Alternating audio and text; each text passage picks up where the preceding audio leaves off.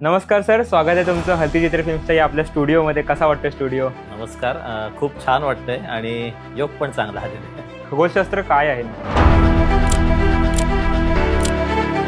भूगोल. भूगोल ह्या शब्दाचा अर्थ भूगोल म्हणजे पृथ्वीचा गोल. आता ह्या भूगोलामध्ये विज्ञान पण आहे, खगोलशास्त्र पण. अजून गोष्टी ऐकल्या ग्रहणाबद्दल की चंद्रग्रहण ज्यावेळी सुरू असेल तो काळ अशुद्ध असतो, त्यावेळी काही करायचं नाही, जेवायचं नाही, किंवा ज्या गरोदर महिला आहेत त्यांनी बाहेर पडायचं नाही. ती गरोदर महिला जर 5-6 तास जर त्याला तुम्ही हलू नाही दिलं तर तिला जास्त त्रास होऊ शकतो. उलट 24 तास घरात पाणी नसतं, भांड्यांमध्ये पाणी साठवून ठेवतात. ते ग्रहण संपलं की लगेच भांडी ओतून टाकतात. कोल्हापूरमधलं एक मंदिर आहे, तिथे कोजागिरीच्या दिवशी चंद्र बरोबर घुमटाच्या मध्ये येतो. कोजागिरी पौर्णिमा होते आणि म्हणून मी स्टेलारियम ॲपवर ते बघितलं की रात्री 12 वाजता चंद्र येणारच आहे, पण त्याच्याबरोबर अजून कुठले कुठले ग्रह त्या स्वर्गमंडपातून जाणार आहेत वरून बरोबर. आणि त्यांना सांगितलं की रात्री 12 वाजता चंद्र येईल, 2 वाजता तुम्हाला रोहिणी नक्षत्र आणि त्याच्या बाजूला अतिशय प्रभावी असा तेजस्वी तो गुरुग्रह असणार आहे, मंगळ 2 वाजता येईल. असेच ज्ञानात भर पडणारा एक व्यक्तिमत्व आत्ताच आपल्यातनं हरपलेलं आहे, डॉक्टर जयंत नारळीकर.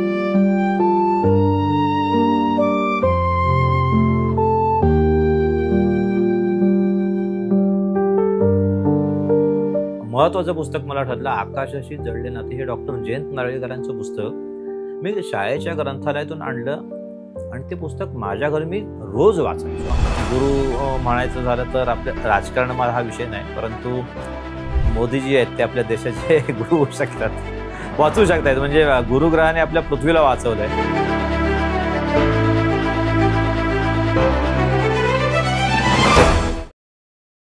दिवसभराच्या शाळेबद्दल आपण सगळ्यांनी ऐकलेलंच आहे, पण कधी रात्रीच्या शाळेबद्दल ऐकलेत का?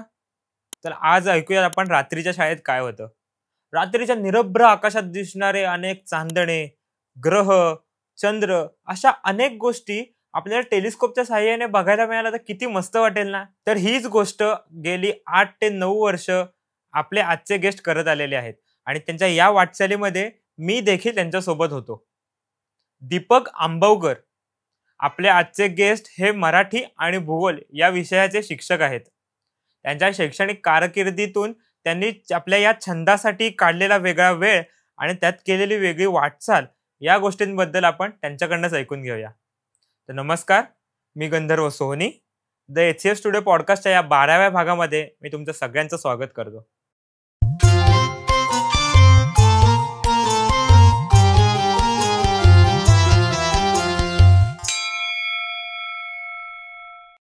नमस्कार सर, स्वागत आहे तुमचं हल्ती चित्र फिल्म्सच्या या आपल्या स्टुडिओमध्ये. कसा वाटतं स्टुडिओ? नमस्कार. खूप छान वाटतंय आणि योग पण चांगला आलेला आहे.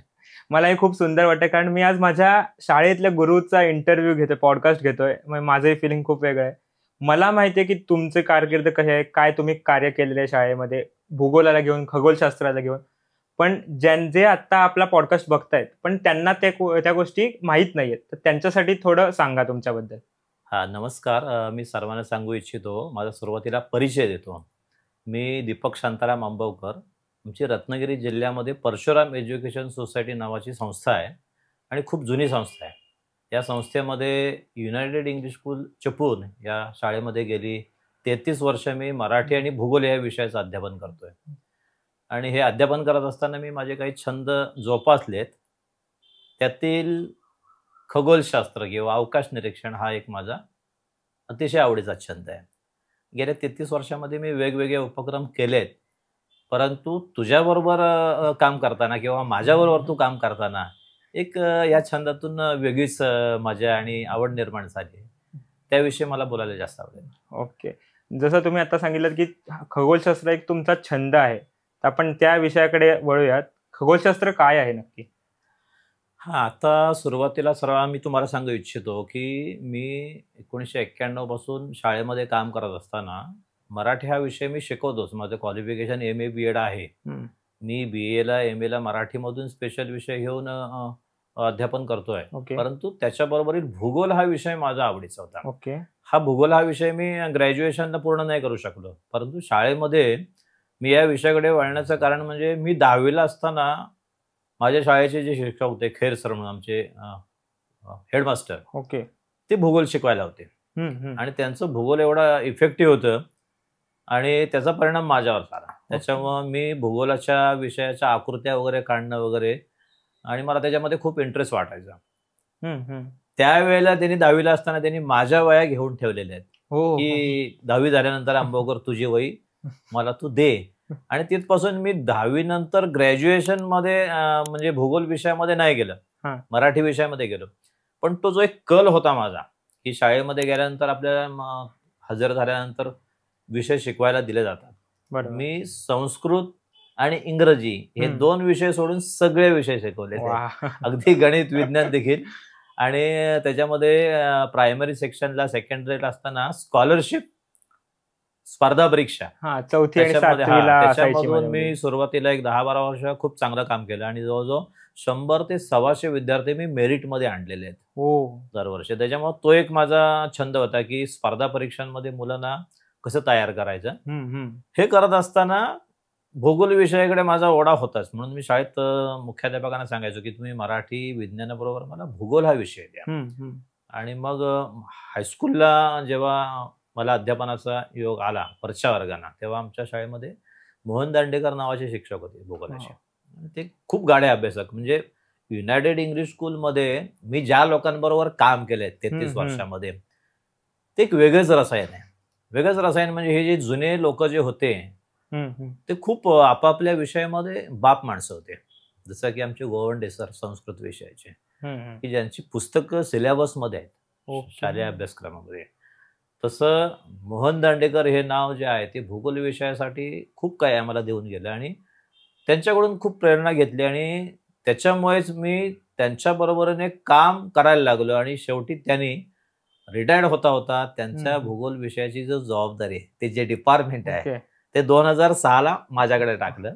आणि 2006 पासून मी जवळजवळ 2018 पर्यंत जवळजवळ 12-1 वर्ष मी हा विभाग सांभाळला. त्याच्यानंतर माझी अशी सोय की आपण तयार झालो तर आपण दुसऱ्याला आणखी तयार करूया.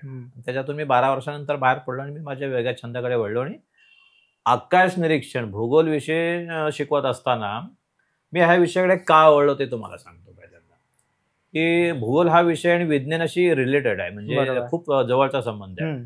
आणि भूगोल विषय शिकवत असताना आपल्याला आकाशातील ग्रह तारे याविषयी कुतूहल असतं. आपण काय करतो, शाळेमध्ये असताना हे फक्त पाठ्यपुस्तकातलं शिकतो, परीक्षेपुरता अभ्यास करतो, आणि त्याच्यावरच्या प्रश्नांची उत्तरं लिहितो. बरोबर.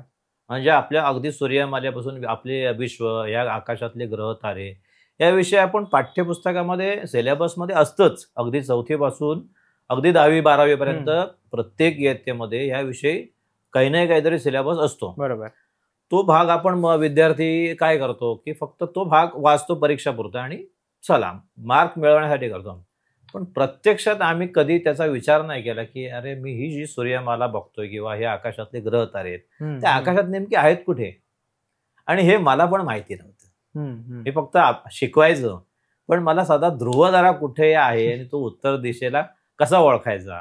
आकाशामध्ये एवढ्या अफाट विश्वाच्या पसाऱ्यामध्ये अगणित तारे आहेत, ग्रह आहेत, पण त्याच्यातून हे ग्रह तारे ओळखायचे कसे.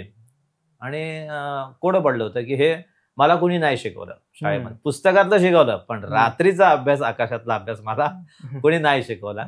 आणि तेव्हा मी ठरवलं की नाही, आपण मुलाने एखादी विचारलं की सर मला रात्रीच्या आकाशातला ध्रुवतारा तुम्ही दाखवाल का, तर माझ्याकडे उत्तर होतं नाही, कारण मलाच माहिती नाही ना ध्रुवतारा नेमके आकाशात कुठे आहे, किंवा आकाशात गुरुग्रह आहे, मंगळ आहे, शनी आहे, हे सगळे ग्रह आहेत, पण ते मला कुठे ओळखता येत आहेत. आणि ही एक थोडीशी माझी बाजू कमी आहे हे मला लक्षात आलं की आपण शिक्षक आहोत, आणि हे आकाशातले ग्रह तारे पाठ्यपुस्तकात आहेत, पण ते मी आकाशात नाही दाखवू शकत.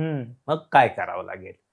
आणि म्हणून मग बऱ्याच वर्षानंतर का होईना की मी ध्यास घेतला नाही, पण हे शिकायचं. आणि 2016ला 15-16ला मी नंतर, आता कसं त्यावेळी इंटरनेट नव्हतं, 91 सालापासून असं काही सुविधा नव्हत्या, किंवा फोन असतील तर आपल्याकडे नेटवर्क नसायचं. पण आता ह्या इंटरनेटमुळं एवढा म्हणजे खूप प्रगत झालेत, विद्यार्थ्यांमध्ये सुद्धा एवढे अवेअरनेस आलाय की त्याच्यामुळे मी काही ॲप्स डाउनलोड करून घेतले की आकाश निरीक्षण कसं करायचं.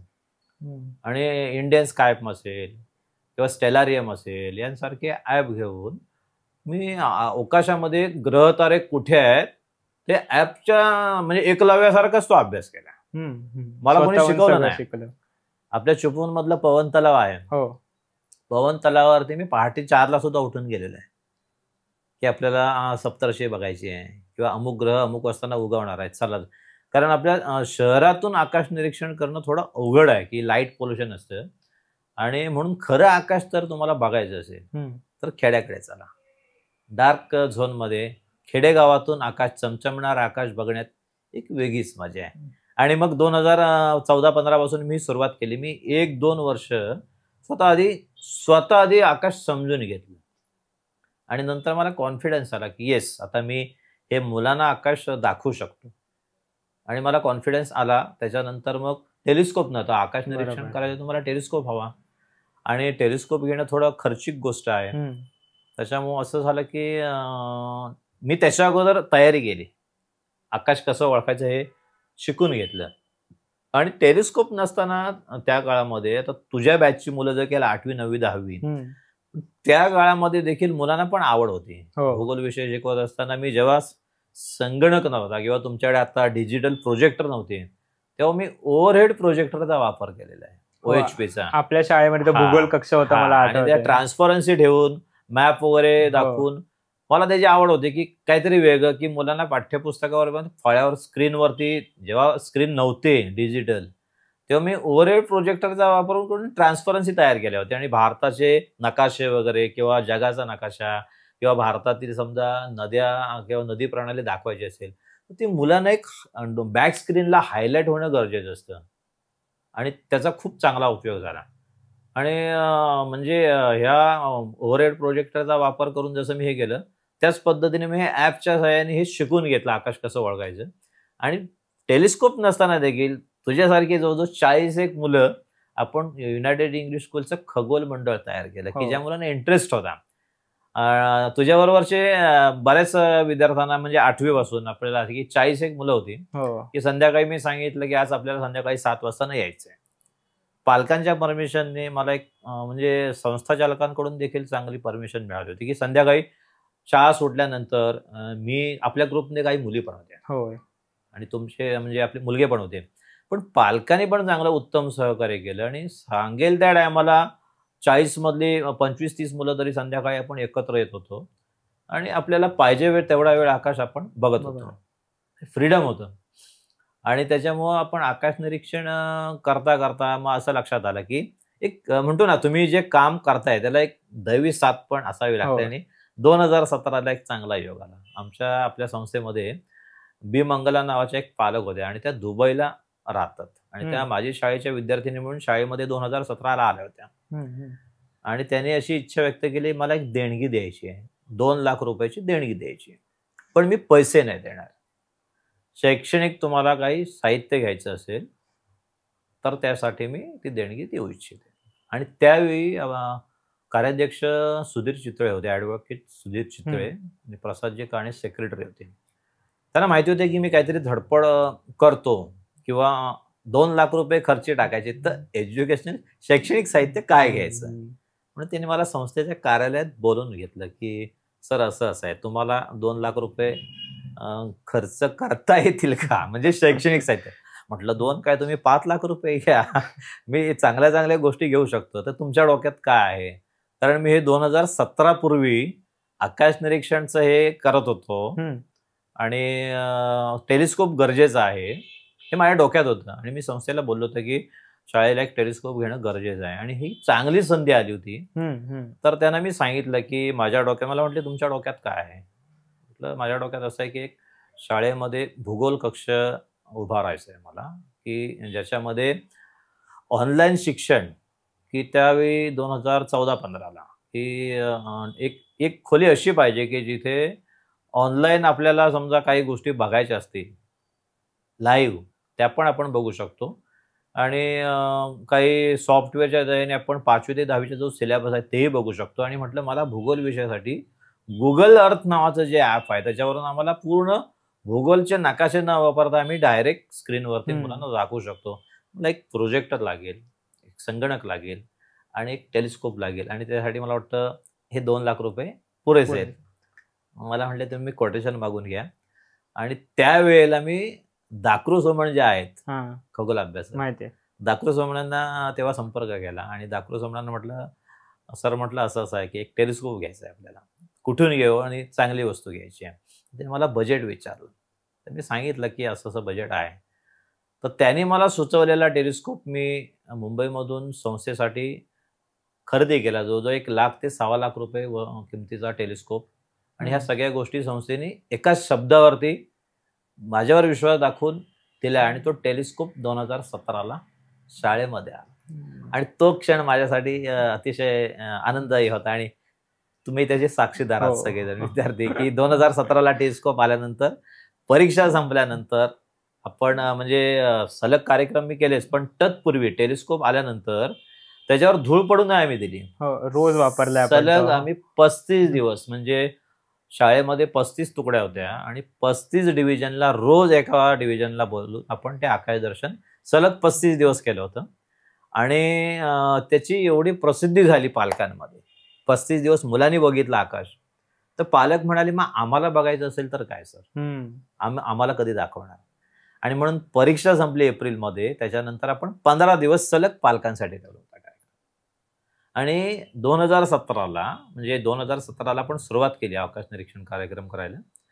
हे कार्यक्रम सलग 50 दिवस झाले. हे त्याचं विशेष आहे. म्हणजे माझ्या डोक्यात पक्का आकाश काय बसलं की 2017ला आकाश निरीक्षण कार्यक्रम आपण सुरुवात केली, पण सलग 50 दिवस म्हणजे रविवारचा देखील आपण सुट्टी नाही घेतली.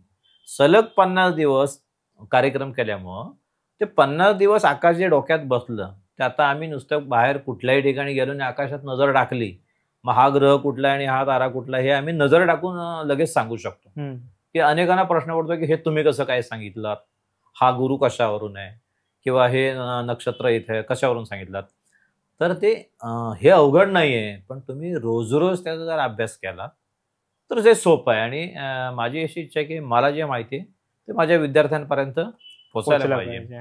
आणि त्यासाठी आपण पुढच्या याच्यामध्येच बोलूच, पण अशा प्रकारे हा आकाश निरीक्षण कार्यक्रमाला सुरुवात झाली आणि ती खरंच चांगली झाली. सलग 50 दिवस झाली. तुम्ही खूप प्रश्नांची उत्तरं दिली, माझे भरपूर प्रश्न स्किप केले या एका उत्तरामध्ये. तर आपण पण मेन प्रश्नावर थोडंसं वळलो की खगोलशास्त्र नक्की काय आहे. कसं असतं की विज्ञानामध्ये म्हणजे भूगोल ह्या शब्दाचा अर्थ भूगोल म्हणजे पृथ्वीचा गोल. आता ह्या भूगोलामध्ये विज्ञान पण आहे आणि खगोलशास्त्र पण आहे. कारण आपल्या जमिनीवरती अगदी जमिनीपासून म्हणजे पाणी, जमीन, वायू, आकाश म्हणजे ही जी पंचमहाभूत जे आहेत तोच भूगोल आहे. आणि या भूगोलामध्ये विज्ञान आहे आणि त्यातलीच एक शाखा ही खगोलशास्त्र आहे. ओके. तर ह्या खगोलशास्त्राकडे काय होतं की आपण जो अभ्यास शिकतो शाळेमध्ये, पण खगोलशास्त्राचा तुम्हाला जर म्हणजे प्रात्यक्षिक किंवा जे आपण निरीक्षण म्हणतो ते शाळेमध्ये आपण दिवसाचं जातो शाळेमध्ये, आणि खगोलशास्त्राचा जर अभ्यास करायचा तुम्हाला रात्रीच्या शाळेत यावं लागेल आणि त्या शाळेत आपण जात नाही. आणि म्हणून थोडं आपल्या भारतामध्ये की खगोलशास्त्रामध्ये म्हणजे आपल्याकडे आता खूप पिढी हुशार आहे, मुलं खूप टॅलेंट आहेत.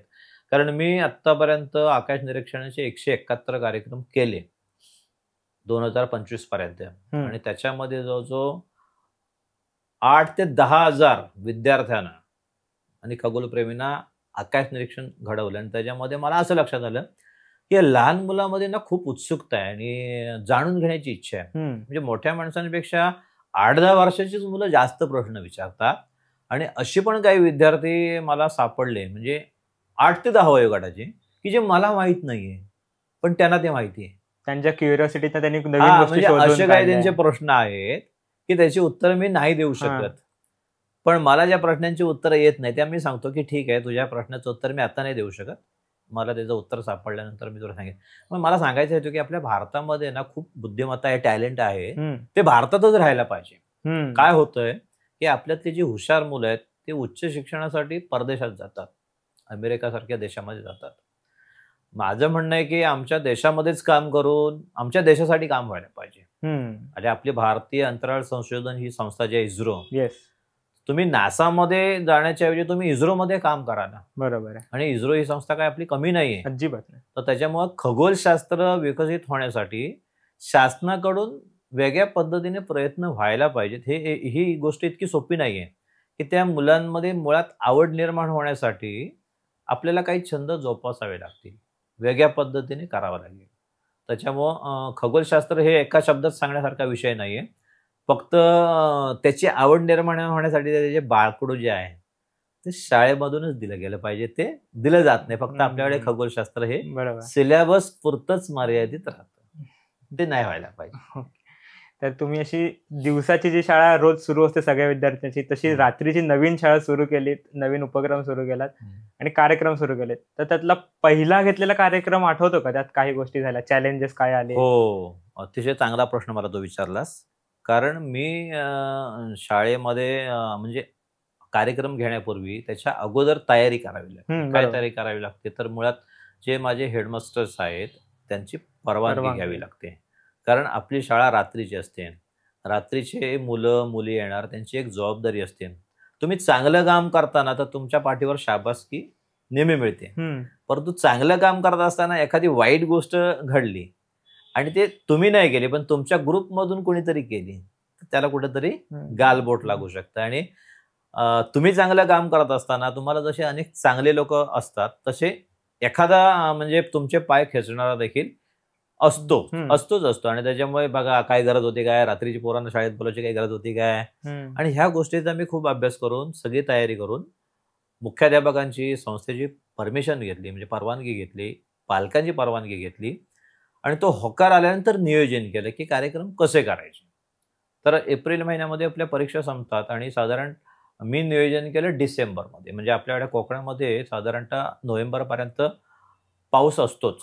जून ते सप्टेंबर असला तरी आपल्याकडे ऑक्टोबर नोव्हेंबरला सुद्धा पाऊस असतो. पण खरं आकाश निरीक्षण तुम्हाला जर करायचं असेल तर पावसाळ्यानंतर करणं अतिशय चांगला योग आहे. म्हणजे तो जो कालावधी आहे का चांगला असतो? कारण पाऊस संपल्यानंतर म्हणजे हवेतली जी धूळ असते ती बसलेली असते आणि आकाश म्हणजे स्वच्छ असतं. म्हणजे वातावरणामध्ये धुलीकण फार कमी असतात नोव्हेंबर डिसेंबरमध्ये. आणि त्यावेळेला जे आकाश तुम्हाला ते दिसतं ते इतर वेळेला एप्रिल मे महिन्यात नाही दिसत.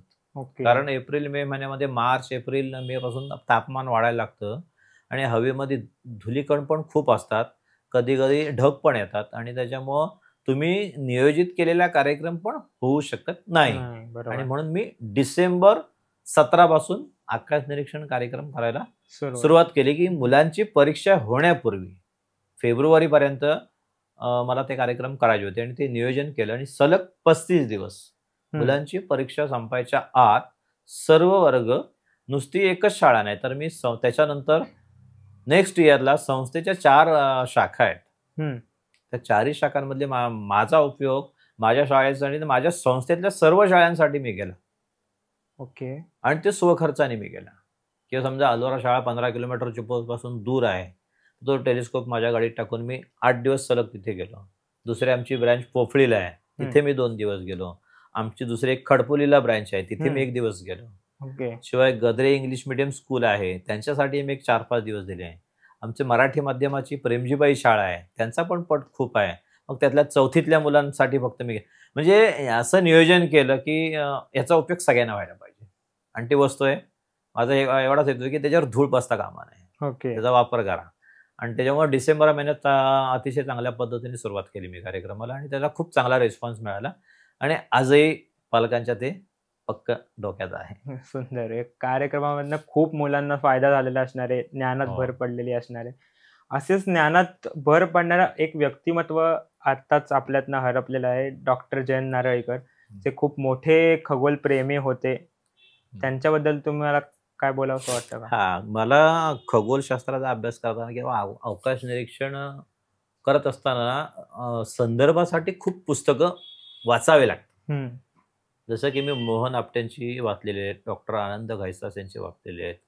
नंतर मोनेंचं आत्ताच एक नवीन पुस्तक, हेमंत मोनेंचं पुस्तक प्रसिद्ध झालेलं आहे. त्याच्यामध्ये महत्त्वाचं पुस्तक मला ठरलं आकाशाशी जळले नाते, हे डॉक्टर जयंत नारळीकरांचं पुस्तक मी शाळेच्या ग्रंथालयातून आणलं आणि ते पुस्तक माझ्या घरी मी रोज वाचायचो. आणि आमच्या ग्रंथपाल मॅडम हो सर ते पुस्तक जमा करा. मी त्यांना सांगितलं की मॅडम ज्या दिवशी कोणाला लागेल त्या दिवशी मी ते देईन, जोपर्यंत तुमच्याकडे जयंत नारळीकरांचं पुस्तक कोण मागत नाहीये तोपर्यंत तुम्ही प्लीज म्हटलं हे मागू नका.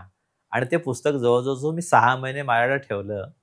आणि मग वेगवेगळ्या ग्रहांचा अभ्यास करत असताना डॉक्टर जयंत नारळीकर यांनी हे पुस्तक इतकं सुंदर रीतीने बांधणी हम्म. केली. त्याच्यातली जी माहिती आहे तर अतिशय उपयुक्त आहेत, पण त्याच्यातली जी फोटोग्राफी आहे ना अप्रतिम आहे. म्हणजे आणि त्यातली जी माहिती आणि खूप मला त्या पुस्तकाचा खूप उपयोग झाला. आणि जयंत नारळीकरांच्या बाबतीमध्ये सांगायचं झालं तर 2020ला 25 ऑक्टोबर 2022 सॉरी 25 ऑक्टोबर 2022ला सूर्यग्रहण होतं.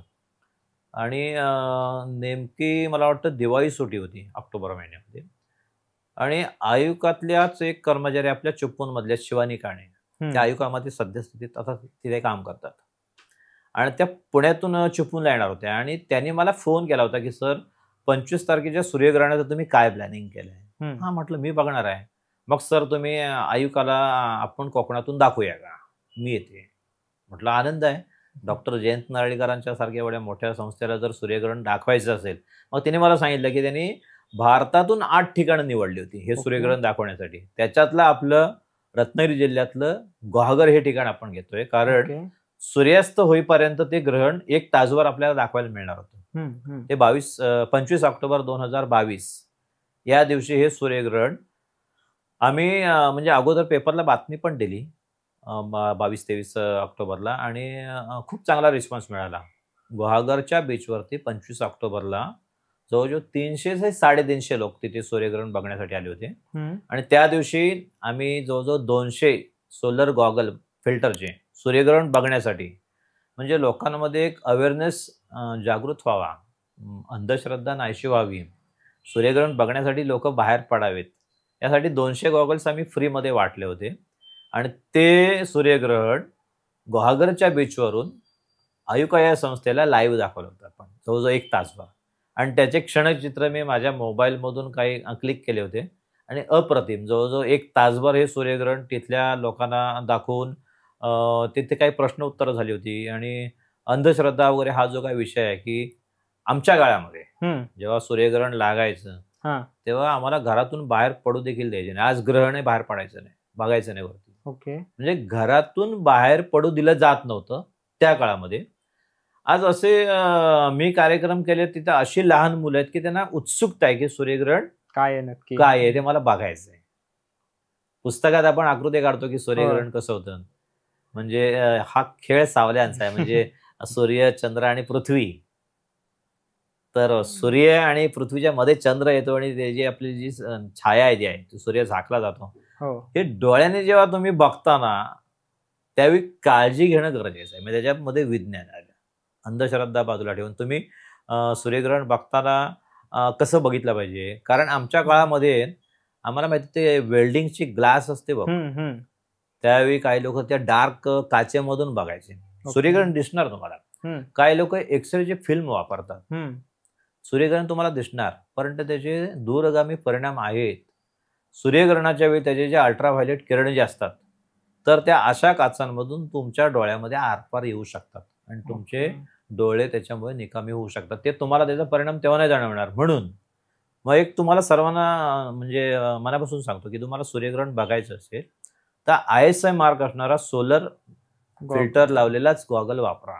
आणि तो काही फार नाही, 150, 200, 250 रुपयाला मिळतो. ISI मार्क असलेलाच वापरा. आणि तुम्ही त्या सूर्यग्रहणाची खूप चांगल्या पद्धतीने अगदी सूर्यग्रहण लागल्यापासून सूर्यग्रहण संपेपर्यंत बघू शकता. परंतु अशा वेल्डिंगच्या ग्लास किंवा एक्सरे फिल्म या वापरू नका. काही लोक काचेला दिव्यावरची काजळी करून काळे करून त्याच्यातून बघतात, पण त्याच्यामध्ये विज्ञान आहे की सूर्यग्रहणाच्या वेळी हे का वापरू नये. तर त्याच्यामुळे त्याचे जे अल्ट्राव्हायलेट किरण असतात ते डायरेक्ट त्या काचेतून आरपार जात असतात आणि ते तुमच्या डोळ्यामध्ये जात असतात. त्यांना वाटतं काळ्यात न बघतो म्हणजे असं वाटतं की आम्हाला हे शांत दिसतंय आणि व्यवस्थित दिसतंय म्हणजे डोळ्याला काही इजा होणार नाही. परंतु त्याच्याने इजा 100% होणार, ते तुम्हाला तेव्हा नाही जाणवणार. म्हणून सूर्यग्रहण बघताना याच्यामध्ये विज्ञान आहे की तुम्ही ते का असं बघा. आता ISI फिल्टर मार्क असलेला जो चष्मा आहे तोच वापरा. अजून गोष्ट ऐकल्या ग्रहणाबद्दल की चंद्रग्रहण ज्यावेळी सुरू असेल तो काळ अशुद्ध असतो, त्यावेळी काही करायचं नाही, जेवायचं नाही, किंवा ज्या गरोदर महिला आहेत त्यांनी बाहेर पडायचं नाही. खूप गोष्टी आहेत, त्यात आहे काही तथ्य? तर हा एक चांगला प्रश्न आहे तुझा की पूर्वीच्या काळी म्हणजे आजही म्हणजे कसं असतं, माणूस ना रिस्क घ्यायला मागत नाही. आता समजा माझी मिसेस आहे आणि ती प्रेग्नंट आहे आणि मी जरी कार्यक्रम करत असलो हम्म. आणि मी म्हटलं चल सूर्यग्रहण बघायला चल, मला माहिती आहे काय होणार नाहीये. फक्त तुम्ही आता मी सांगितलं ना की सोलर फिल्टरचे जे चष्मे असतात ते वापरून जर बघितलात हम्म. तर काही अडचण नाही. परंतु आजही ज्या विज्ञान शाखेतून ग्रॅज्युएट झालेल्या मुली आहेत, BA MSc झालेल्या आहेत आणि अशा विवाहित स्त्रिया देखील जेव्हा प्रेग्नंट असतात तेव्हा भीतीपोटी म्हणजे त्यांना हलू पण दिलं जात नाही. एकाच खुर्चीत बसायचं, हालायचं नाही, काही चिरायचं नाही, जेवण बनवताना काही हे करायचं नाही. ह्या अंधश्रद्धा आहेत, त्याच्यामध्ये विज्ञान आहे. तर त्या काळामध्ये उलट तुम्हाला जास्त त्रास होऊ शकतो. ती गरोदर महिला जर 5-6 तास जर त्याला तुम्ही हलू नाही दिलं तर तिला जास्त त्रास होऊ शकतो. उलट त्याच्याऐवजी तिने हालचाल करून जी काळजी घेतली तिला सूर्यग्रहण. आणि तुला उदाहरण सांगतो की 2022ला देखील अशा अनेक प्रगत देशातल्या ज्या महिला आहेत ते काळजी घेऊन अशा प्रकारे सूर्यग्रहण त्यांनी बघितलं आणि त्याच्यानंतर त्यांना झालेली जी बाळं आहेत ते अतिशय सुस्थितीत आहेत. याचा अर्थ सूर्यग्रहण तुम्ही बघितलात, चंद्रग्रहण बघितलात तर त्याचा काही तसा परिणाम होत नाही. ही फक्त तुमची एक मनाची भावना आहे. दुसरं आणखी तुला सांगतो की त्या काळामध्ये समजा सूर्यग्रहण असेल तर खेडेगावातून लोक पाणी भरून ठेवलेलं असतं घरामध्ये. तेव्हा काय असतं म्हणजे 24 तास घरात पाणी नसतं, भांड्यांमध्ये पाणी साठवून ठेवतात. ते ग्रहण संपलं की लगेच भांडी ओतून टाकतात आणि नवीन पाणी भरतात. तर मग मी त्यांना प्रश्न विचारला की तुम्ही भांड्यातलं पाणी ओतलात पण विहिरीतल्या पाणीचं काय? विहिरीतलं पाणी कुठे ओतणार? तुमच्या भांड्यातलं पाणी जर खराब होत असेल ना तर विहिरीतलं पाणी पण खराबच होणार. ते कुठे तुम्ही ओतणार? आता याचं तुला कारण सांगतो की त्याच्यामध्ये विज्ञान आहे की जेव्हा सूर्यग्रहण लागतं चंद्रामुळे सूर्याचा काही भाग झाकल्यासारखा होतो आणि त्याच्यात काय होतं की सूर्याचा जो कमी भाग आपल्याला प्रकाशित दिसतो त्यामुळे थोडासा अंधार वगैरे पडलेला असतो आणि त्या दरम्यान सूर्याची उष्णता पृथ्वीवर कमी आल्यामुळं काही जंतूंची निर्मिती होऊ शकते. ओके, बरोबर. पण असं नाही आहे की ते जंतू पाण्यात पडले आणि ते आपल्याला त्याचा त्रास झाला, असं नाही. तुम्ही झाकून ठेवलेल्या पाण्यामध्ये जंतू कसे पडतील? बरोबर. माझं म्हणणं तुम्ही उघड्यावर बाहेर पाणी ठेवलंय तर त्याच्यात ठीक आहे ना, म्हणजे त्याच्यामध्ये विज्ञान आहे. माझा काय सांगायचा हेतू आहे की तुम्ही विज्ञानवादी व्हा. श्रद्धा पाहिजे, अंधश्रद्धा नको. म्हणजे माझा कल तिकडे आहे. मी ईश्वरावर पण विश्वास ठेवतो आणि विज्ञानावर पण माझा आहे. म्हणजे विज्ञानाची साथ जर तुम्हाला, मी खगोलशास्त्राचा अभ्यास करताना मला काही म्हणजे ईश्वरावर पण माझा विश्वास आहे की मी जे काही वाचतो खगोलशास्त्रात असे काही आध्यात्मिक ग्रंथ आहेत की त्याच्यातून हे हजारो वर्षांपूर्वी तुम्ही आता बघताय ते त्यांना तेव्हाच माहिती होतं. आपल्या पूर्वजांचा खूप जास्त अभ्यास होता या बाबतीत. म्हणजे असे काही दत्त महाराजांचे काही ग्रंथ आहेत की त्याच्यातून दत्तगुरु महाराज त्यांची दिवसाची जी भ्रमण आहे ते ब्रह्मांडातून भरून येतात, फिरून येतात, किंवा जी त्यांनी त्याच्यामध्ये सांगितलेले जे अंतर आहेत ते हजारो वर्षांपूर्वी तुम्ही आम्ही आता अभ्यास केला, उपग्रह वगैरे पाठवून आता आपण आता असा स्वतःला खूप प्रगत समजतो. पण अशा काही गोष्टी आहेत आपल्या भारतामध्ये, त्यावेळी वास्तुकला ही सुद्धा अतिशय प्रगत कला होती. त्या काळामध्ये बांधलेली जी मंदिर आहेत आपल्या भारतामध्ये ते देखील खगोलशास्त्राचा अभ्यास करून बांधलेली मंदिर आहेत. म्हणजे आता आपण स्वतःला खूप प्रगत समजायला लागतो, पण हजारो वर्षांपूर्वी ती पिढी आपल्यापेक्षा देखील खूप प्रगत होती असं माझं मत आहे. तुम्ही माझ्या मध्ये मला शेअर केलेलं कोल्हापूर मधलं एक मंदिर आहे, तिथे कोजागिरीच्या दिवशी चंद्र बरोबर घुमटाच्या मध्ये येतो. येस, ते मध्ये एक सांगितलेलं आठवतंय तुम्ही? कोल्हापूर, खिद्रापूर. येस, कोल्हापूर पासून मला वाटतं एक 60 किलोमीटर आहे. म्हणजे आपण नरसोबाच्या वाडीला जातो, नरसोबाच्या वाडीपासून अतिशय जवळ आहे. आणि मला नरसोबाच्या वाडीला गेल्यानंतर फेसबुकवर तुम्ही एका मित्राची पोस्ट बघितली होती आणि तो स्वर्ग मंडप होता. त्या मंदिराला जो मंडप आहे तो गोलाकार आहे आणि त्याला वरती छतच नाहीये, उघडा आहे तो. ओके. आणि कोजागिरी पौर्णिमा वर्षातून एकदा तो चंद्र जो आहे पौर्णिमेचा तो या स्वर्ग मंडपाच्या बरोबर मध्यभागी येतो रात्री 12ला. वर्षातून एकदा होणारी ही गोष्ट, त्या स्वर्ग मंडपामध्ये चंद्र बरोबर मध्यभागी येणं. आणि म्हणून मग ते मंदिर बघायला जाण्याचं मी ठरवलं आणि बघितलं. आणि स्वर्गमंडपाचे माझ्याकडे काही फोटो पण आहेत खूप अतिशय चांगले. आणि नंतर मला लक्षात आलं की या वर्षी 2025ला 24-25ला कोजागिरी पौर्णिमा होती आणि म्हणून मी स्टेलारियम ॲपवरती बघितलं की रात्री 12 वाजता चंद्र येणारच आहे. पण त्याच्याबरोबर अजून कुठले कुठले ग्रह त्या स्वर्गमंडपातून जाणार आहेत वरून बरोबर. आणि त्याची मी पोस्ट 2 दिवस अगोदर तयार केली आणि त्यांना सांगितलं की रात्री 12 वाजता चंद्र येईल, 2 वाजता तुम्हाला रोहिणी नक्षत्र आणि त्याच्या बाजूला अतिशय प्रभावी असा तेजस्वी तो गुरुग्रह असणार आहे, मंगळ 2 वाजता येईल. असे मी त्याच्यात पोस्ट टाकले की चंद्राबरोबर अजून स्वर्गमंडपातून कुठले कुठले ग्रह तारे जाणार आहेत. आणि ती पोस्ट 2 दिवस अगोदर टाकल्यामुळं ती महाराष्ट्रभर खूप व्हायरल झाली. आणि मला आता तुला सांगतो एक 15 दिवसापूर्वी सिंगापूरमधून एक मोने म्हणून आहेत, त्यांचा फोन आला होता. त्यांना ती पोस्ट आता 8 दिवसापूर्वी मिळाली. ते म्हणे सर मी गुगलला सर्च केली, तुम्ही दिलेली माहिती कुठेच नाही, मी ही विकिपीडियाला देऊ का, तुमची परमिशन असेल तर. म्हटलं मला काय आयडिया नाही ती विकिपीडियाला. म्हणाले तुम्ही अतिशय दिलेली माहिती खूप नवीन पिढीपर्यंत गेली पाहिजे, ती माहिती इंटरनेटवर कुठेच नाहीये, तर ही तुम्ही माहिती कशी मिळवली.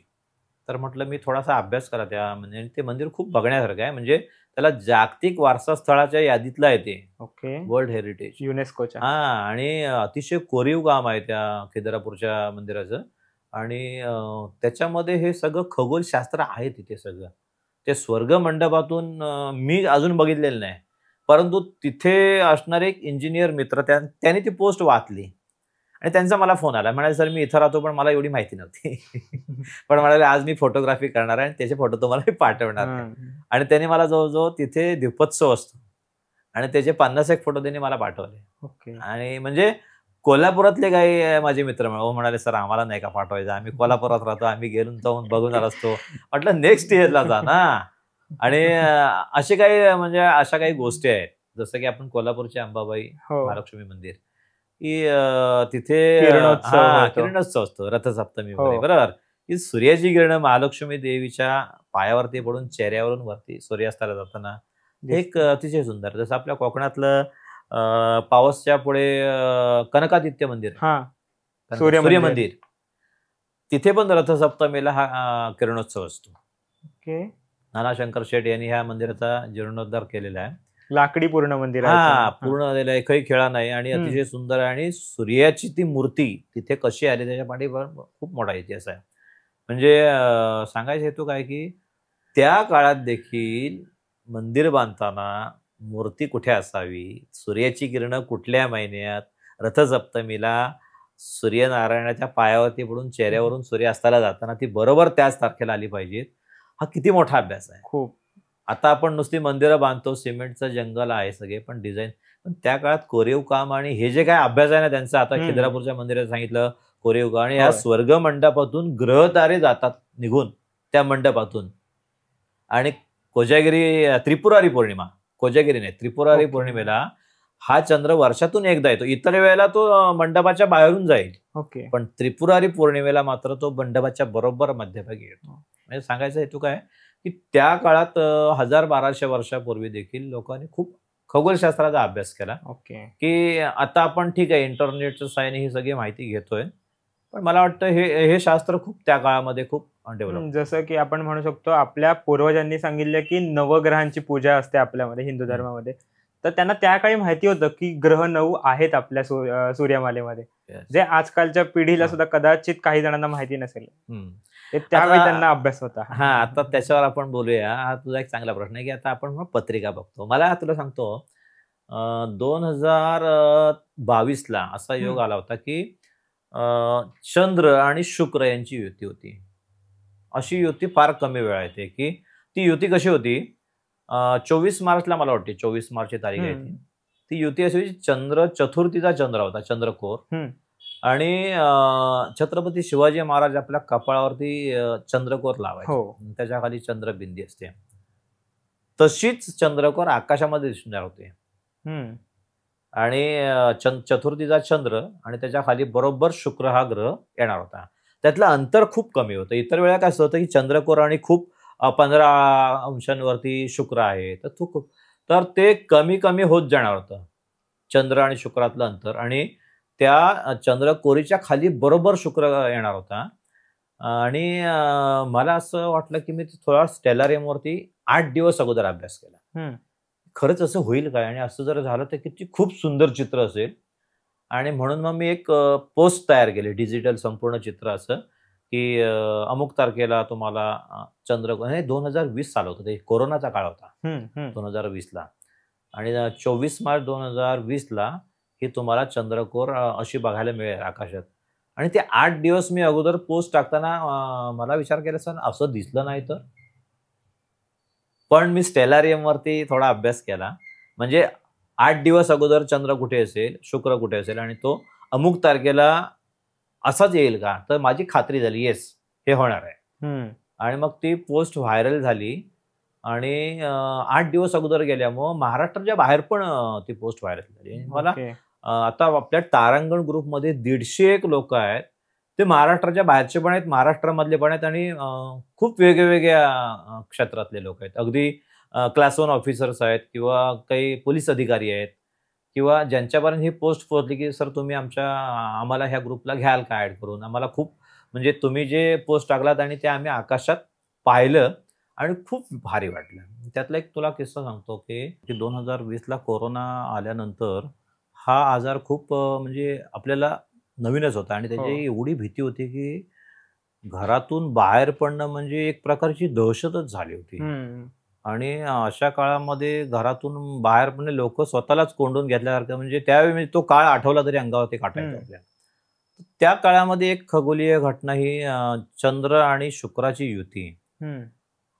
आता आपल्याला ते जर बघायचं असेल तर बाहेरच जाऊन बघायला लागणार आहे ना. आणि त्यावेळी मग ही युती मी पोस्ट पाडल्यानंतर बऱ्याच जणांपर्यंत ती पोहोचली. आणि तो मगाशी सांगितल्याप्रमाणे एक किस्सा गोव्यातल्या एका महिलेचा आहे. कोरोना काळामध्ये तिचा पती कोरोनामध्ये गेला. आणि त्याच्यानंतर असं झालं की ती घरातून, म्हणजे त्या खूप डिप्रेशनमध्ये होती. आणि तिला मुलाने एक नवीन फोन घेऊन दिला होता एक 8 दिवसापूर्वी. आणि फोन सुरू झाल्यानंतर त्यांना माझी पोस्ट मिळाली होती, आणि खाली माझा नंबर होता. तर त्यांना असं वाटलं हे खरंच असेल काय असं चंद्रकोर. आणि मी खाली असं वेगळं टाकलं की बॉस सौभाग्याचा अलंकार, स्त्रिया आपल्या कपाळावरती कुंकू लावतात. शिवाजी महाराजांच्या काळात स्त्रिया असं चंद्रकोर लावायचे. छत्रपती शिवाजी महाराज देखील असे आपल्या कपाळावरती चंद्रकोर लावायचे. आणि आज तुम्हाला अमुक तारखेला हे असंच दिसणार आहे आकाशात, हे तुम्ही जरूर बघा. आणि त्या म्हणजे महिलेने असं विचार केला, चला बघूया दिसतंय का म्हणून. आपल्या घराच्या गॅलरीत उभ्या राहिल्या, त्यांनी ते दृश्य बघितलं. आणि त्यांना एवढा आनंद झाला की त्यांनी मला फोन केला, तुम्ही कुठे आहात. तर म्हटलं सॉरी मी ओळखलं नाही तुम्हाला. नाही म्हणाले, तुम्ही खूप म्हणजे मी गेले 3-4 महिने खूप डिप्रेशनमध्ये होते. कोरोनामध्ये माझे मिस्टर गेले, आणि मला काहीच म्हणजे असं म्हणजे कशातच इंटरेस्ट नव्हता वाटत. पण मी आज जे दृश्य बघितलं त्याला मला खूप ऊर्जा मिळाली. आणि तुमची पोस्ट आणि ते अगदी तंतोतंत तसं मला दिसलं. तर ते गोव्याच्या महिलेने मला फोन करून सांगितलं, आणि मला तुमच्या ग्रुपला ऍड केला, आणि तुम्ही कधी गोव्याला आलात तर माझ्याकडे. म्हणजे अशा प्रकारचे काही लोक, म्हणजे त्यांना वेगळाच आहे. आणि एक बेळगाव मधला तुला किस्सा सांगतो. काही सोन्याचे व्यापारी होते, त्यांना ते असं चंद्रकोर आणि शुक्र आणि असा योग वगैरे. मग आम्ही सोन्याचे व्यापारी आहे, तर तुम्ही असं काय पत्रिका वगैरे मानता का? सोनं खरेदीचा एक मुहूर्त असतो. म्हटलं माझा तो काय विषय नाहीये. विज्ञान, खगोलशास्त्र आणि पत्रिका बघणं, ज्योतिषशास्त्र आणि खगोलशास्त्र तो आपला एक विषय मागाशी राहून गेला बघ. की आजकाल आपण किती शिकलो तरी लग्न करताना पत्रिका बघतो, बरोबर. आई वडील काय म्हणतात, हा ठीक आहे पत्रिका जुळते का बघूया. आता माझा त्याच्यातला काय अभ्यास नाही, परंतु मला काय म्हणायचं की हे सगळं जे विश्व आहे, अफाट विश्व, ते आकर्षण आणि विकर्षण, म्हणजे गुरुत्वाकर्षण, म्हणजे आपली जी सूर्यमाला आहे, सोलर सिस्टम, जो शक्तिमान आहे तो बाकीच्यांना पकडून ठेवतो. तर ह्या ब्रह्मांडामध्ये जेव्हा म्हणजे आपली सूर्यमाला तयार झाली, त्याच्या अगोदर ही तयार झाल्याच्या पाठीमागं जो ब्रह्मांडातला जो कचरा आहे तो मोठे जे तारे असतात त्याच्यामध्ये गुरुत्वाकर्षण शक्ती असल्यामुळं ते आजूबाजूचे छोटे छोटे जे घटक असतात ते स्वतःमध्ये खेचून घेतात. बरोबर. तसं या सूर्यामध्ये सूर्यमाला तयार होण्यापूर्वी त्याच्यामध्ये आजूबाजूला असलेला जो कचरा आहे तो सूर्याने खेचून घेतला आणि जे त्याच्या गुरुत्वाकर्षण कक्षेच्या बाहेर आहेत ते त्याच्या भोवती फिरते राहिलेले आहेत आणि त्याच्यामध्ये हे आपली सूर्यमाला आणि आपले हे जे ग्रह गोल आहेत ते आहेत. थोडक्यात सूर्याची एक गुरुत्वाकर्षण शक्ती आहे. तसं आपल्या पृथ्वीचा उपग्रह चंद्र आहे की आपल्या पृथ्वीने चंद्राला पकडून ठेवला आहे. चंद्र आपल्या पृथ्वीभोवती फिरते. म्हणजे शक्ती म्हणजे काय आहे की जे दिसत नाही परंतु ते आहे. पंखा फिरतोय, आपल्याला हवा देतोय. हवा दिसते का आपल्याला? नाही. शक्ती आहे. इलेक्ट्रिक आपण जो पॉवर प्लग आहे तो दिसतोय का? नाही दिसत. पण तुम्ही एक लोखंडी खिळा घाला त्याच्यामध्ये, तुम्हाला झटका बसेल. पॉवर आहे, शक्ती आहे. बरोबर. जमिनीमध्ये गुरुत्वाकर्षण शक्ती आहे. दिसते का ती? नाही आहे. पण वरती टाकलेली वस्तू खालीच येते. शक्ती आहे. म्हणजे अशा अनेक गोष्टी आहेत की मी ते मानतो ईश्वर म्हणजे ते आहे की तुम्हाला जे दिसत नाही परंतु त्याचं अस्तित्व जाणवते. फुलाला सुंदर सुगंध आहे, तो दिसतोय का? नाही आहे. पण तो तुम्हाला येतोय कुठून तरी. बरोबर. म्हणजे कुठेतरी शक्ती आहे. ही शक्ती म्हणजेच ईश्वर माझ्या भाषेत खगोलशास्त्रात. त्याच्यामुळे अशा शक्तीला मी मानतो की जे दिसत नाही परंतु त्याचं अस्तित्व जाणवतं, तो माझ्या भाषेत ईश्वर. आणि त्याच्यावर तुमची कुठेतरी त्या शक्तीवर श्रद्धा हवी. म्हणजे देवळातल्या मूर्तीवर तुम्ही ठेवा पण ते अशा पद्धतीने ठेवा की त्याचं ते प्रतीक आहे, अदृश्य शक्तीचे ते प्रतीक आहे.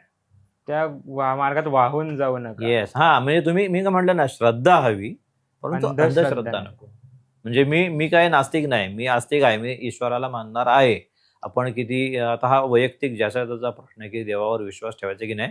पण मी ईश्वर म्हणजे काय सांगतो की आता जी तुम्हाला मी उदाहरणं दिली हे म्हणजे माझ्या दृष्टीने ईश्वर आहे. ती शक्ती आहे की जे तुम्हाला दिसत नाही परंतु ते जाणवते.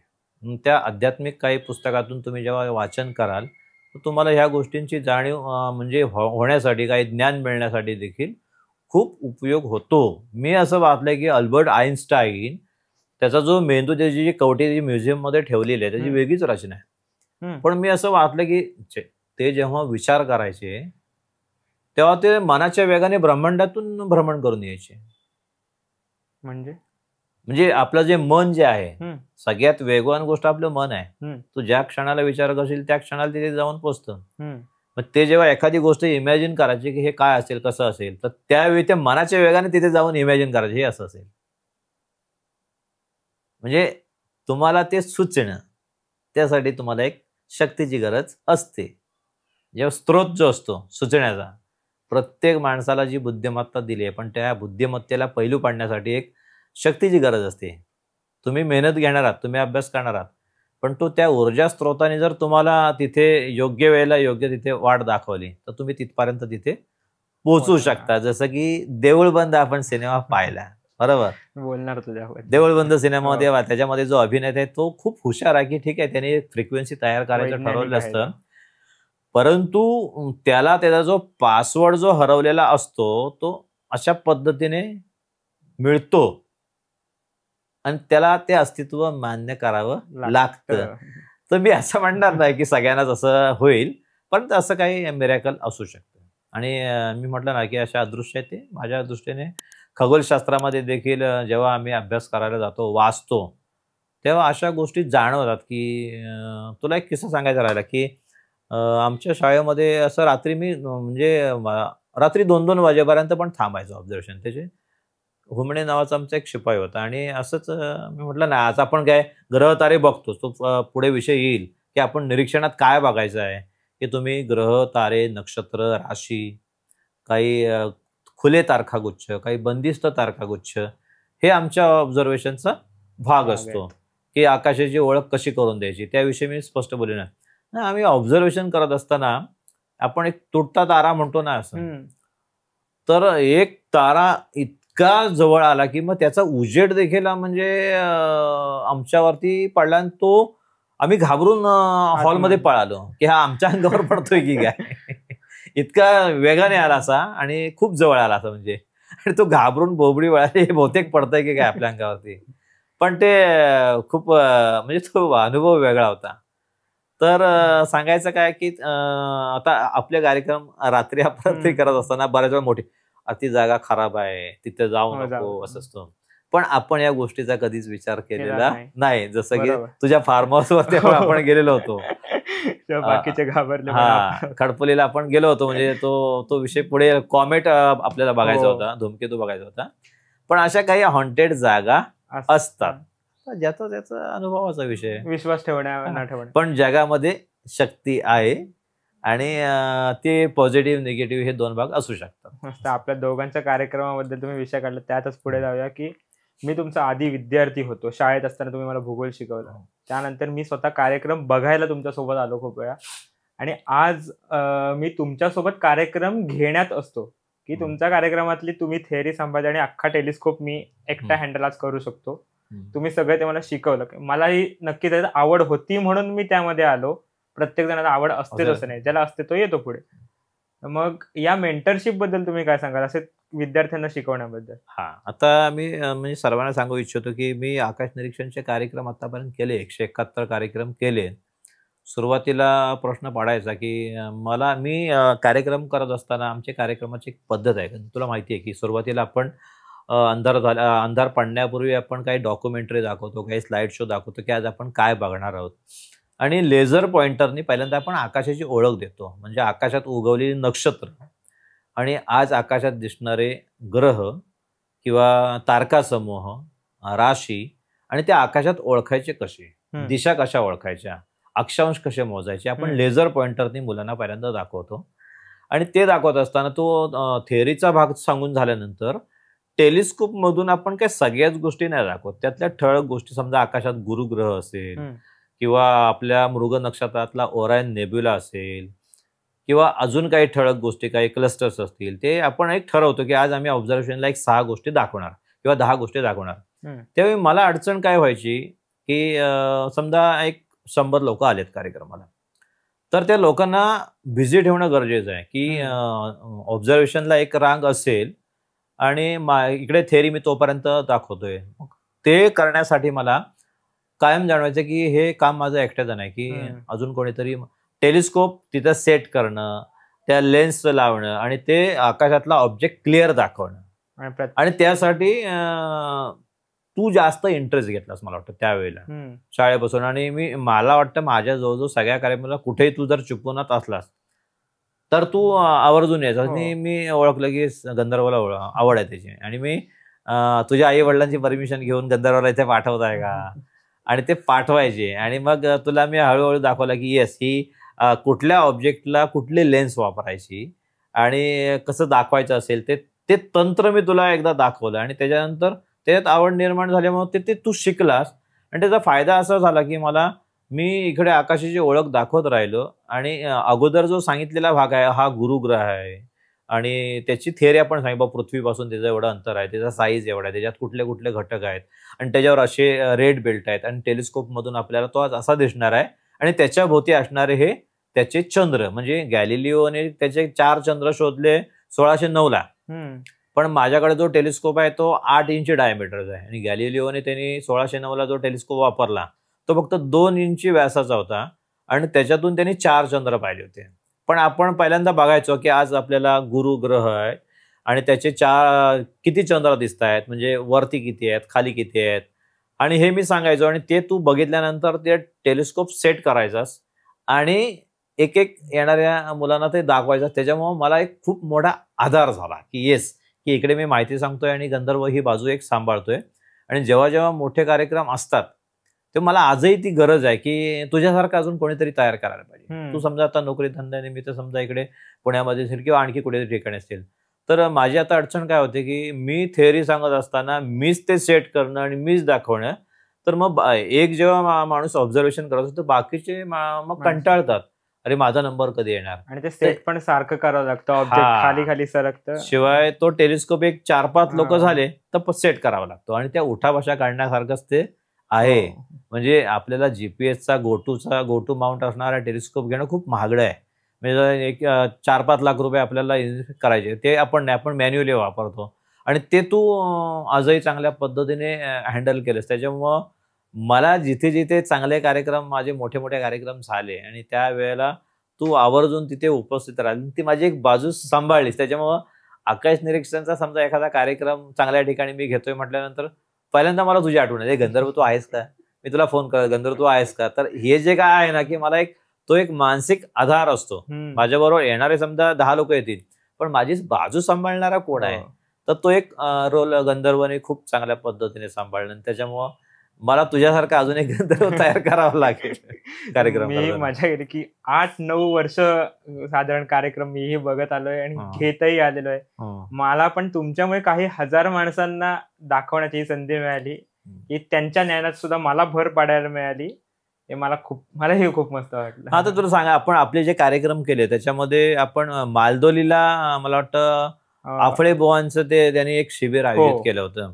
तो बाल शिबिर होतं. 150 वर्षापूर्वीचा बाळ मालदोलीला. आणि त्या शिबिरामध्ये आपण 2 दिवस तिथे गेलो होतो. पण त्याच्यानंतर ते ठिकाण असं खूप आपल्याला आवडलं. रात्री अपरात्री आपण फोटोग्राफी करण्यासाठी देखील बऱ्याच ठिकाणी गेलो. त्याच्यानंतर परशुराम घाटामध्ये देखील सलग 15 दिवस आपण कार्यक्रम केले होते. कोरोना काळामध्ये देखील रात्री 1-1 वाजेपर्यंत फोटो काढायला जायचं. आणि तुझं जे फार्म हाऊस आहे खडपोलीतलं, तिथे ते देखील असं म्हणजे डोक्यात आलं आज जाऊया काय अमुक ठिकाणी, तर आपण जातो.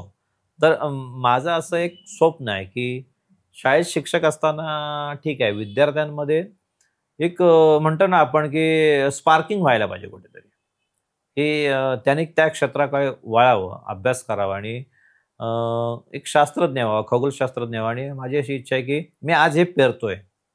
मी आतापर्यंत 8 ते 10,000 विद्यार्थ्यांना आकाश दर्शन घडवलं आणि त्याच्यातून तुला खरं सांगतो की असे अनेक छोटे छोटे विद्यार्थी आहेत, त्यांना खूप उत्सुकता आहे त्याच्यामध्ये. आणि चांद्रयान 1, 2, 3 याच्यामध्ये आपण जे यश मिळवलं आणि ते टीव्हीवर लाईव्ह बघायला मिळालं आणि त्याच्यातून खूप जागरूकता झाली. आणि पालकांना असं वाटतं की माझं मुलं या क्षेत्राकडे जायला पाहिजे, पण त्याला मार्गदर्शन मिळत नाहीये.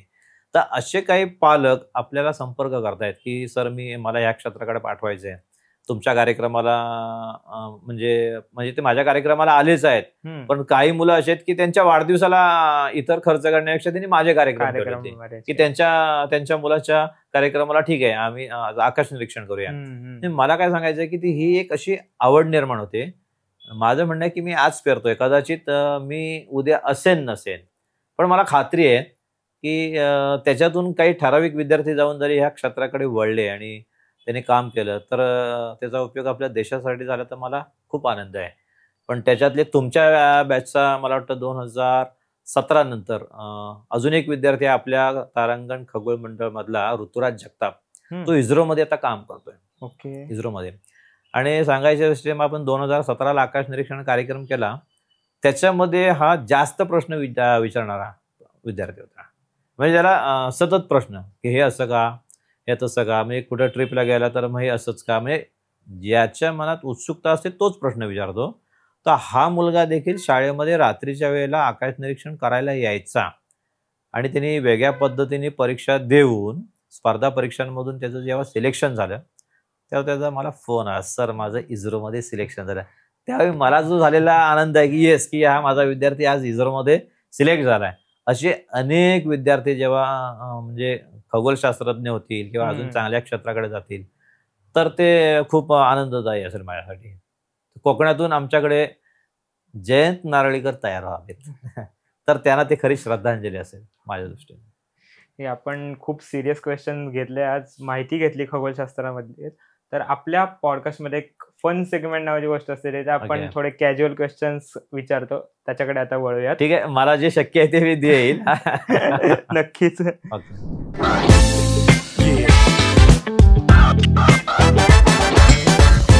तर तुम्हाला मी 2 गोष्टी सांगणार, त्यातली एक गोष्ट लगेच निवडायची, जास्त विचार न करता.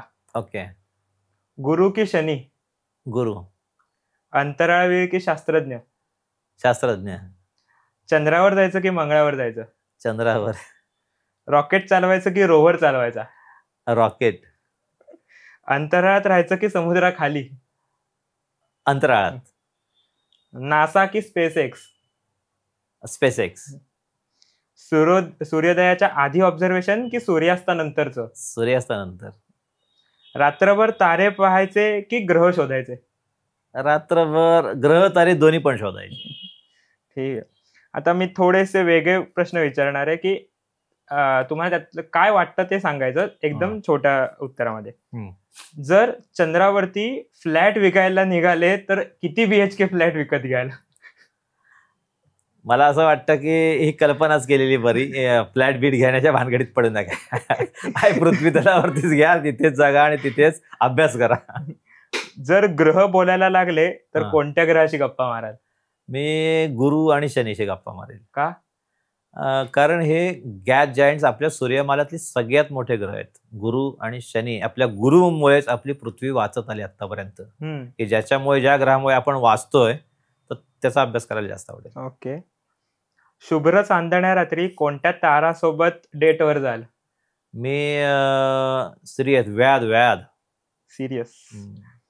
सर्व ग्रहांचा जर व्हॉट्सअप ग्रुप असतं तर पृथ्वीचं व्हॉट्सअपचं स्टेटस काय असतं? आकाशाशी जळले नाते. प्लुटोला परत ग्रहाचा जर दर्जा मिळाला तर तो बाकीच्या ग्रहांना पार्टी देईल का? द्यायलाच पाहिजे. ब्रह्मांडात जर ग्रहांची परीक्षा असेल तर कोणत्या ग्रहाला तुम्ही सगळ्यात जास्त मार्क द्याल? मी गुरुला जास्त मार्क देईल. ओके. त्यानंतर आता काही मिथ बस्टर आहे, मिथके असतात, काही चुकीच्या गोष्टी आहेत, त्या मी सांगणार आहे. त्यात तुम्हाला त्याबद्दलचं खरं कारण सांगायचंय त्या गोष्टी मागे. धूमकेतू म्हणजे अपशकुन म्हणतात. आपल्या आजी सांगायच्या की बघ धूमकेतू आला म्हणजे काहीतरी वाईट होणार आहे. पण खरं काय? धूमकेतू काय असं अपशकुन वगैरे असं काही नाही. या खगोलातला एक घटक आहे. तो आपल्या ब्रह्मांडातून फिरत असताना पृथ्वीच्या म्हणजे आपला पृथ्वीचा जो भ्रमण कक्ष आहे त्या मार्गातून जात असताना त्याचं ज्वलन होत असतं आणि त्याच्यामुळे तो आपल्याला त्याच्या शेपटीसारखा भाग आपल्याला आकाशात दिसत असतो. अपशकुन वगैरे काही नाही, ही एक खगोलीय घटना आहे. ओके. पृथ्वी एकदम परफेक्ट गोल आहे का? नाही. ते आपला जो विषुववृत्त जे आहे तिथे जास्त भाग फुगीर आहे तिचा. परफेक्ट गोल नाही.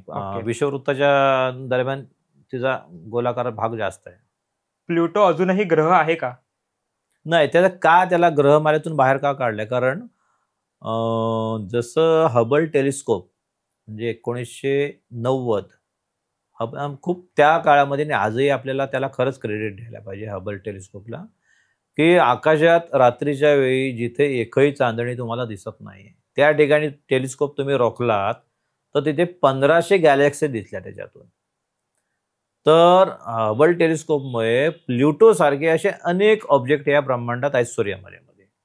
मग प्लुटोलाच का घ्यायचा नववा ग्रह? प्लुटो सारखे अजून इतरही गोष्ट आहेत म्हणून त्याला बाजूला टाकला. आणि ते सूर्यापासून त्याचा डिस्टन्स भरपूर आहे आणि त्याला सूर्याभोवती एक प्रदक्षिणा मारायला पण खूप दिवस लागतात. त्याच्यामुळं त्यालाच घ्यायचं तर बाकीचे म्हणतील आम्हाला पण घ्या. बरोबर. त्यालाच घ्यायचं. आपल्या पृथ्वीवरती एका वर्षात ऋतू बदलतात. तर थंडीमध्ये सूर्य आपल्यापासून लांब जातो म्हणून थंडी पडते का? असं नाहीये. म्हणजे सूर्य पृथ्वी त्यातला अंतर हा एक कारण आहेच, परंतु आपल्या पृथ्वीवरती एक वातावरणाचा थर जो आहे तर ते जी ऋतू निर्मिती आहे हे सूर्यामुळेच आहे. आता हा ऋतू निर्मितीचा अभ्यास आपण एका मिनिटात नाही सांगू शकत, परंतु पृथ्वीभोवती म्हणजे सूर्याभोवती आपली पृथ्वी फिरते आणि ती फिरत असताना त्यातलं सूर्य आणि पृथ्वीचं जे अंतर आहे ते बदलत असतं. त्याच्यामुळे हे ऋतूंची निर्मिती होते. उन्हाळा, हिवाळा हे जे काही ऋतू आहेत, जसं दिवस रात्र आहेत तसेच म्हणजे पृथ्वी स्वतःभोवती फिरण्यामुळे दिवस रात्र आहेत, सूर्याभोवती फिरण्यामुळे ऋतूंचे. ओके. आपल्याकडे पुढचा सेगमेंट आहे. आपल्याकडे काही फोटोज आहेत. ओके. त्या गोष्टीला बघून तुम्हाला कोणत्या गोष्टीची किंवा कोणत्या व्यक्तीची आठवण येते हे तुम्ही सांगायचंय. पहिला आहे चंद्र. चंद्र हे प्रेमाचं प्रतीक आहे. चंद्र आहे साक्षीला वगैरे गाणी तर खूप चांगलं आहे. म्हणजे माझा आवडता ऑब्जेक्ट आहे. चंद्राचं निरीक्षण किती केलं तरी मन समाधान नाही होत. पुढचा आहे ज्युपिटर. गुरुस्थानी. आणि म्हणजे गुरु तर आहेच कारण त्याच्यामुळे आपलं जीवनमान म्हणजे पृथ्वी वाचते. त्याच्यामुळं गुरु म्हणायचं झालं तर आपल्या राजकारणामध्ये हा विषय नाही, परंतु मोदीजी आहेत ते आपल्या देशाचे गुरु होऊ शकतात, वाचवू शकतात. म्हणजे गुरुग्रहाने आपल्या पृथ्वीला वाचवलंय तसं हा ग्रह त्यांचा मी उपमा. पुढचा मंगळ. आता म्हणजे अंधश्रद्धेकडे लोक पत्रिका बघताना ह्याला मंगळ आहे, मग मंगळ असेल त्याला मंगळचीच मुलगी, मंगळचाच मुलगा, तर ह्या बिचाऱ्या ग्रहाला दोष दिला जातो. त्यानंतर आहे शनी. शनी हा अतिशय हलका ग्रह आहे आणि काही माणसं दिसायला मोठी असतात पण हलकी असतात, त्यांना हलक्यातच घ्या. ठीक आहे. पुढचा आहे विनस. शुक्र हा देखील अतिशय तेजस्वी आणि प्रेमाचं प्रतीक आहे. अशी माणसं तेजस्वी आहेत, जसं की स्वामी विवेकानंद. ओके. पृथ्वी. पृथ्वी आपलं ज्याचं जीवनमान आपल्या ग्रहावरती आहे ती आपली पृथ्वी, आपली भारत माता भूमी, ज्याला मी आपली आईच म्हणतो. ओके. सूर्य. सूर्य सगळ्यात आपला सर्व ऊर्जा स्त्रोत, म्हणजे आपल्या सूर्यमालातला ऊर्जा स्त्रोत. तसं सूर्याचं स्थान मी कोणाला नाही देऊ शकत. प्लुटो. प्लुटो म्हणजे बाहेर फेकलेल्या गोष्टी, परंतु त्या अस्तित्वात आहेत. परंतु ठीक आहे, म्हणजे प्लुटो सारखे म्हणजे अशी व्यक्ती जर तुम्ही तुमच्या यादीत घेताना इतरांना पण घेत चाला. ठीक आहे. आपण आपल्या शेवटच्या प्रश्नाकडे वळूया. आपण आपलं तारांगण खगोल मंडळ नावाचं मंडळ स्थापन केलं. त्यामध्ये आपण खूप माणसांना इन्क्लूड केलं आणि खूप कार्यक्रम कंडक्ट केले आपण दोघांनी मिळून सुद्धा. तर त्या कार्यक्रमाचं साधारण स्वरूप कसं असतं, त्यामध्ये आपण काय काय बघू शकतो आणि त्या कार्यक्रमाला अटेंड केल्यानंतर किंवा या गोष्टींचा अभ्यास केल्यानंतर एखाद्या मुलाला करिअरच्या संधी कशा उपलब्ध होऊ शकतात हे संक्षिप्त स्वरूपात सांगा. हा, आता आपला तारांगण ग्रुप चिपळूण असा एक गट आहे, त्याच्यावर 150 पेक्षा जास्त लोक आहेत. म्हणजे आपल्या चिपळूणमधले रत्नागिरी जिल्ह्यातले आहेतच, पण बाहेरच्या जिल्ह्यांमधले पण. यांची मगाशी पोस्ट सांगितली ना, त्याच्यातनं काही अशा माझ्या पोस्ट व्हायरल झाल्या, त्याच्यातनं लोकांनी सांगितलं की आम्हाला ऍड करा. महाराष्ट्रभरातले लोक आहेत. आपण आकाश निरीक्षणचे कार्यक्रम साधारणतः नोव्हेंबरपासून सुरुवात, पाऊस संपल्यानंतर माझे कार्यक्रम दरवर्षी 30-40 कार्यक्रम होतात. आणि त्याच्यामध्ये काही लोक सुरुवातीपासूनच बोलवतात की नोव्हेंबर महिना पाऊस गेला की आकाश दिसायला लागतं, खूप चमचमणारं आकाश. तर त्या आकाशामध्ये कसं असतं, प्रत्येक महिन्याला आकाश वेगवेगळं दिसतं. म्हणजे जे हे उगवणारे ग्रह तारे जे आहेत त्यांचं जे रोटेशन आहे सूर्याभोवती, त्याच्यामुळं जसं की ह्या जानेवारी 2025 आपण बघितलं की आकाशामध्ये ग्रहांची परेड दिसणार असे तुम्हाला बातम्या वाचायला मिळाल्या. तर हे काय आहे, तर एकाच वेळी तुम्हाला गुरु, शनी, मंगळ, शुक्र हे 4 ग्रह दिसत होते आणि ते एकाच वेळी. आणि असा फार कमी योग असतो. आपण कार्यक्रम केले बघितलाच की समजा आपल्याला गुरु बघायचा आहे तर पहाटे 2ला बघा, शनी बघायचा आहे तो पहाटे 3ला उगवेल. अरे मग त्या वेळेला आपल्याला फुल नाईट कार्यक्रम जेव्हा आपण घेतो तेव्हा रात्र जागायला लागतं. ते आपले कार्यक्रम 2 प्रकारचे असतात, एक 3 ते 4 तासाचा, संध्याकाळी 7 ते 10, आणि काही कार्यक्रम संध्याकाळी 7 ते पहाटे 5, फुल नाईट ऑब्झर्वेशन. तर नोव्हेंबर महिन्यात आपले आकाश निरीक्षणचे कार्यक्रम सुरू होतात. नोव्हेंबर, डिसेंबर, जानेवारी, फेब्रुवारी. मार्च पासून मुलांच्या परीक्षा सुरू होतात. तर परीक्षा संपल्यानंतर एप्रिल आणि मे महिन्यात असतात असे कार्यक्रम.